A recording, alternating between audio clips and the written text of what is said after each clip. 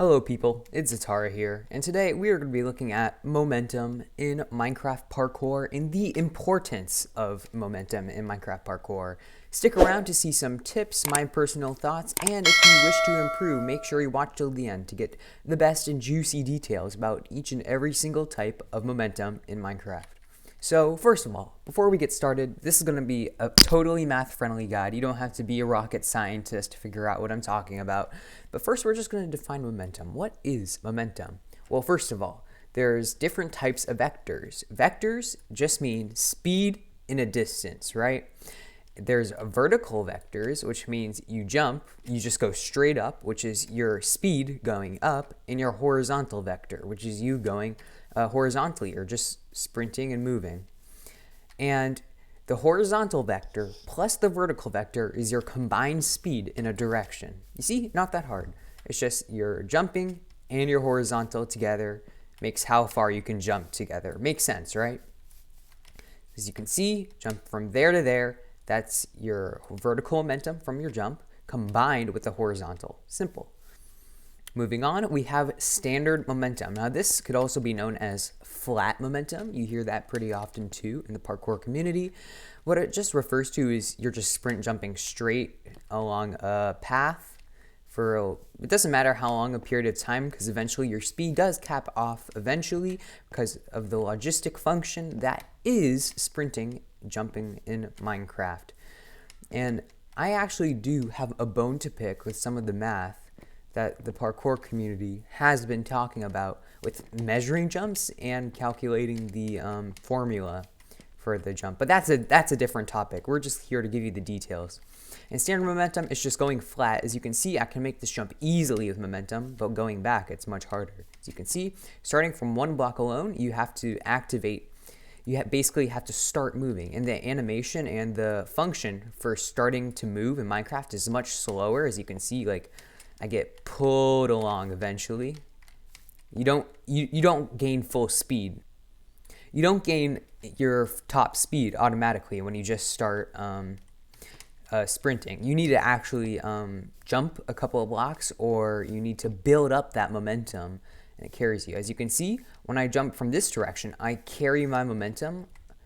When I jump from this block to this one, I have the momentum previously, and so I don't need to start up my action of like, it's basically like how, like how a machine gun needs to start like generating power, do. That's what I'm doing for my jumps. It's exponential function how fast your jump will accelerate. So standard momentum relies on your jumps being flat and you having previous momentum from the previous jump, so you don't have to do the warm-up again and cool it up. Next, we have elevation momentum. Now, this is similar to flat momentum, except this lets you jump even further because elevation momentum cuts out the falling part, the falling vector of vertical velocity, so you can keep on stacking vertical momentum. So elevation momentum, it lets you do the infamous 4-block fence jump. This is very hard. My last parkour guide, I did it first try. I have no idea how. But yeah, as you can see, wait, no. Okay, well, we'll cut to when I do it. As you can see, it's pretty tricky. You just have to find the right spot to do it, and yeah, jumping over is going to be a common issue. Just make sure to practice this jump because 4-block fences, they need elevation momentum or else they're literally impossible. Flat momentum, I think I did it once, flat momentum, my whole time. I don't even think it's possible. I might be delusional about that. But yes, elevation momentum, it doesn't have to be a slab. It could be any block, 1 block up. You just need to be gaining elevation, or we'll give you your y coordinate. You need to be gaining y coordinate on your jump and make it consecutive. That way you build up that vertical momentum. And the more vertical momentum you have, the more acceleration you have. So yeah, and compared to the other types of momentum, this does not need multiple blocks to prepare for a single jump. You can do this on 1 block, but it's not nearly as powerful as either of those do. And take a note that elevation is more powerful than flat. But 1-block momentum can be performed on 1 block and even fences, but it's harder there. And this allows you to, like, during one jump, it allows you to cancel the cooldown or the warm up for the sprint of the next. So basically, it allows you to generate momentum without needing the cooldown, but it's not nearly as powerful as having the full effect of the sprint from before. There we go. You can see I can do it pretty consistently. Just going back. Oh, wait, no, that was just standard jumping. There we go. Again. You have to get used to it. It's a weird technique. I use it for specific jumps on servers all the time. But once you get it down, come on. It is still pretty finicky whenever you do it. So you just have to learn the timing.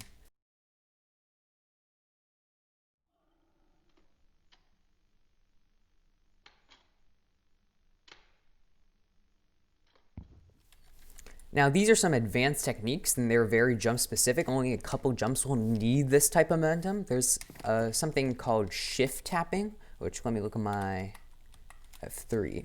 As you can see on my XYZ, my X coordinate, I'm at the very end of the block, 702. If I shift tap, 736. I barely move at all, as you can see, just around 0.03 units.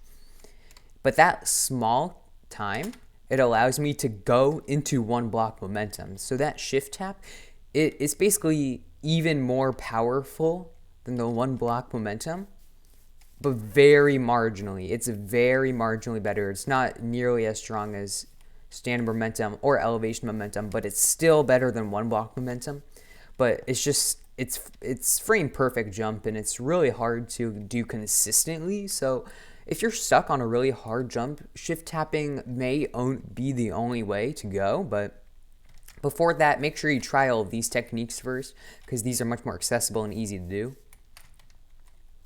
So shift tapping would be that. It's a very complex technique, and I still need to practice it myself. I can't really demonstrate any jumps that use it because I'm still practicing it myself. And tips number 1, practice. 2, don't give up till you make it. Okay, I cannot tell you how important these tips are, okay?